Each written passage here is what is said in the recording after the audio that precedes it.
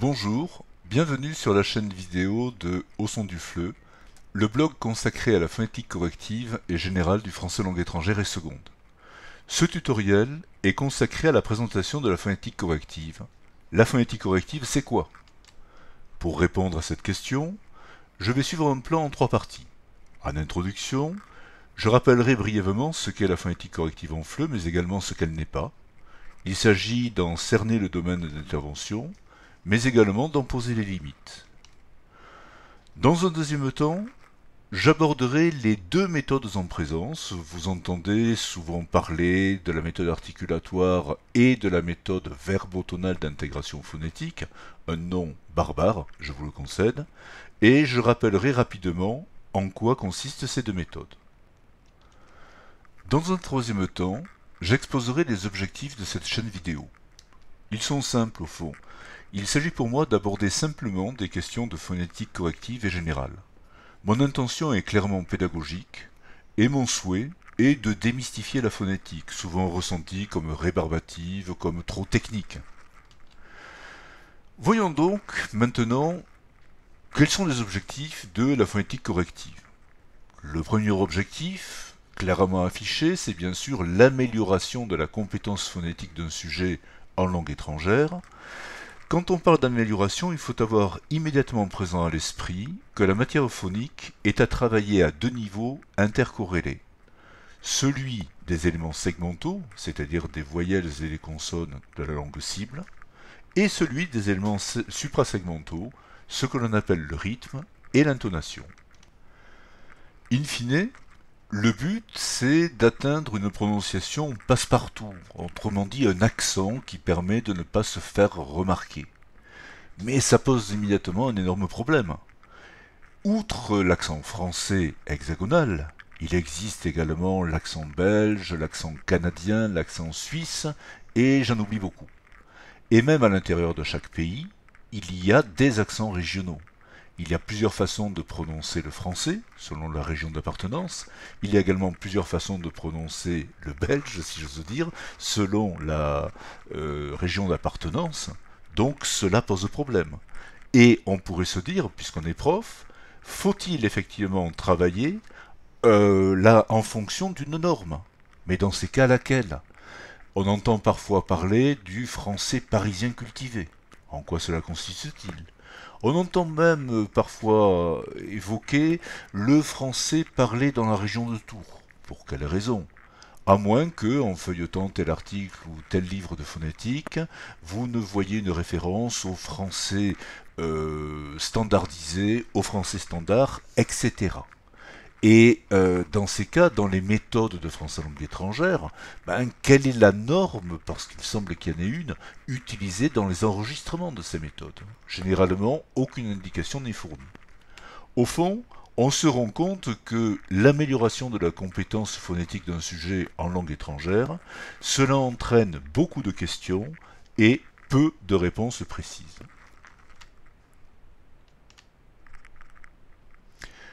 La phonétique corrective, pour être clair, ne relève pas de l'orthoépie. L'orthoépie, c'est une discipline qui consiste à dire ceci: voilà comment on prononce, d'une seule façon et pas autrement. L'orthoépie, ce peut être une norme de prononciation enseignée par exemple aux sociétaires de la Comédie Française. L'orthoépie, ça peut être également une norme de prononciation qui essaie de réguler les rapports entre les règles orthographiques et les lois phonétiques. Ça ne concerne pas la phonétique corrective. De même, la phonétique corrective n'a rien à voir avec l'orthophonie. L'orthophonie, ce sont des problèmes qui sont liés soit à la perception de la parole, soit à la production de la parole. Il y a quelque part quelque chose qui ne va pas.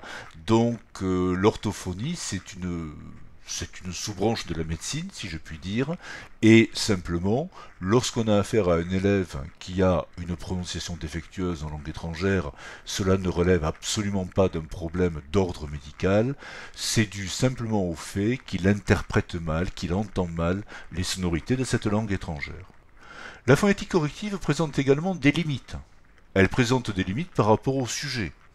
Les sujets d'abord, ce sont les élèves. Certains élèves sont de véritables buvards phonétiques, ils sont formidablement doués et ils entendent très bien les sonorités d'une langue étrangère, qu'ils arrivent à reproduire plus ou moins à la perfection. Disons-le immédiatement, c'est rare. D'autres sujets, malheureusement, sont très limités par rapport à des progrès possibles en correction phonétique.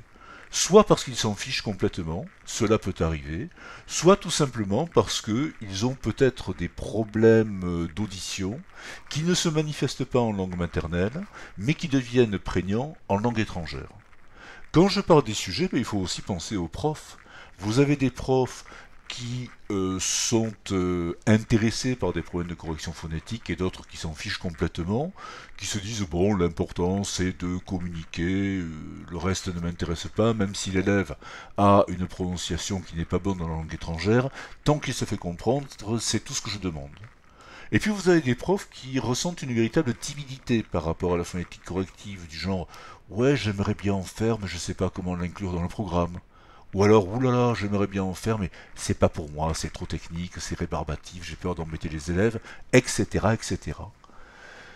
Outre cela, la phonétique corrective a également des limites par rapport au domaine disciplinaire qu'elle sollicite.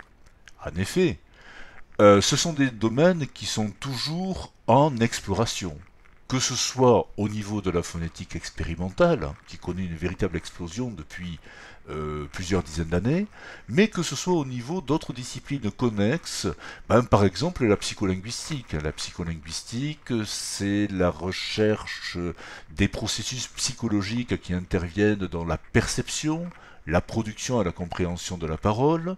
La psycholinguistique s'appuie sur la manière de travailler de la psychologie cognitive. Et la psycholinguistique fait énormément avancer notre connaissance de tous ces processus. Donc c'est utile pour un professeur de français langue étrangère qui s'intéresse à la correction phonétique. Malheureusement, ce sont des domaines qui sont toujours explorés et pour lesquels beaucoup de connaissances ont été acquises. Mais beaucoup de choses restent encore à découvrir. Il faut être conscient de cela. Depuis le début des années 60, c'est-à-dire depuis le début du français langue étrangère en tant que discipline constituée, deux méthodes sont présentes dans notre univers. La méthode articulatoire et la méthode verbotonale. La méthode articulatoire est la plus connue. L'idée de base est la suivante. L'articulation prime sur la perception. Qu'est-ce que cela signifie ? Cela signifie que pour produire convenablement un son, il faut savoir précisément comment le son est articulé. Donc, on explique à l'élève, par exemple pour le son U, comment doit être placée la langue, quel est le rôle des lèvres, et éventuellement on s'appuie sur des schémas articulatoires. Et théoriquement, au terme de cette explication, l'élève doit être en mesure de produire U, alors qu'au départ, si c'est un arabophone, il produisait plutôt I, et si c'est un slave, au contraire, il produisait plutôt OU. La méthode verbotonale part d'un constat inverse. La perception prime sur l'articulation. En d'autres termes, si un individu perçoit mal et donc reproduit mal les sonorités d'une langue étrangère, c'est en raison de l'action exercée par son crible phonologique. Le crible phonologique se constitue pendant l'enfance. Il est constitué normalement vers la fin de la 5e année de la vie de n'importe quel individu. Et ce crible phonologique constitue le système de référence sonore à partir duquel n'importe quel individu perçoit les sonorités d'une langue étrangère sur la base du système sonore de sa langue maternelle. En d'autres termes, cet individu peut mal entendre les sonorités de langue étrangère parce que ces sonorités sont en quelque sorte filtrées par le crible phonologique, donc certains sons ne sont pas identifiés, certains sons ne sont pas reconnus, certains sons sont mal interprétés, certains sons peut-être même ne sont absolument pas entendus. En d'autres termes, cela signifie qu'une personne est phonologiquement sourde au son d'une langue étrangère. Pendant longtemps, dans la didactique du FLE, on a opposé la méthode articulatoire et la méthode verbotonale. De façon un peu caricaturale, mais la didactique peut parfois être caricaturale, les tenants de la méthode articulatoire ignorent superbement la méthode verbotonale. Et les partisans de la méthode verbotonale ont beau jeu de dénoncer les carences ou parfois même les invraisemblances de la méthode articulatoire. J'y reviendrai et cela fait de toute façon l'objet de plusieurs articles dans le blog. Ce qu'il y a d'intéressant, c'est de se dire que la méthode verbotonale, dans tous les cas, est bien plus ambitieuse que la méthode articulatoire. Un bon praticien verbotonaliste travaille toujours à 3 niveaux intercorrélés.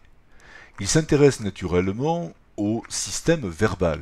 Le système verbal, c'est celui qui contient, si j'ose dire, les voyelles et les consonnes, mais également il peut y avoir des ambiguïtés énormes au niveau syntaxique comme au niveau morphologique par exemple, selon les langues notamment, et le rôle du phonéticien verbotonaliste, selon la langue considérée, va être d'aider progressivement les élèves à mieux s'orienter dans la segmentation de ce système verbal et à mieux percevoir certaines séances perceptives, etc. Le système vocal, c'est celui du rythme et de l'intonation. Le rythme et l'intonation enveloppent les voyelles et les consonnes. Le rythme et l'intonation également jouent un rôle très important au niveau syntaxique et au niveau morphématique pour reconnaître, selon la langue considérée, telle ou telle particularité. Enfin, le niveau gestuel est également à considérer.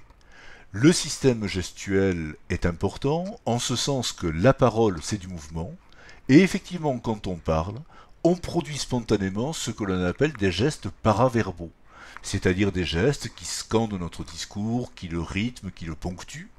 Il est impossible de parler en restant immobile, et ne l'oublions pas, certains gestes sont également culturellement très connotés. Donc il y a une dimension culturelle,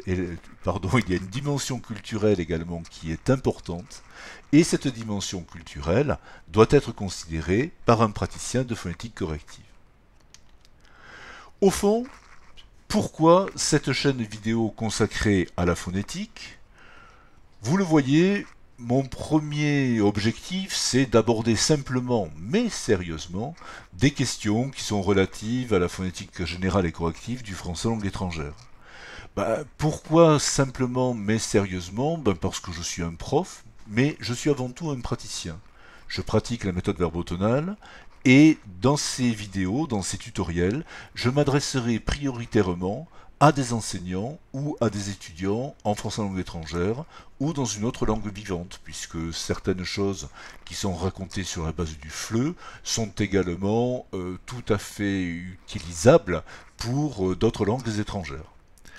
Mon but, comme je l'ai déjà exposé, c'est un but avant tout pédagogique, c'est-à-dire c'est vous donner de l'information utile, c'est aussi de sonoriser un peu l'information, parce que la phonétique est une discipline très difficile à formaliser par écrit, et il me semble justement que la vidéo est un excellent moyen pour faire passer de l'information. Alors, voyons ce qui vous attend dans les prochaines publications. J'aurai l'occasion de proposer plusieurs tutoriels, notamment la sonorisation des procédés de correction. Si vous vous initiez ou si vous êtes un praticien de phonétique verbotonale, vous savez qu'on diagnostique les voyelles et les consonnes à partir de 2 axes, l'axe de la tension, l'axe clair-sombre, et qu'il y a un certain nombre de procédés basiques qui sont proposés pour corriger un son défectueux. On vous parle par exemple de la prononciation nuancée, on vous parle par exemple du sommet intonatif, on vous parle également du creux intonatif, etc. etc. Je consacrerai des tutoriels à cela, c'est-à-dire que je joindrai en quelque sorte le geste à la parole et j'essaierai de mieux vous faire appréhender tout cela. Je consacrerai également des tutoriels aux processus psychologiques qui interviennent lors de la perception ou de la production de la parole. Cela fait partie de l'information nécessaire à tout prof ou à tout étudiant travaillant dans le domaine du français langue étrangère. Je vous invite à retrouver toutes les informations utiles en vous rendant sur le blog Au son du FLE ou encore sur le site phonétique corrective du FLE dont vous avez l'adresse URL qui est inscrite sur cet écran. Je vous remercie et vous dis à bientôt pour un autre tutoriel.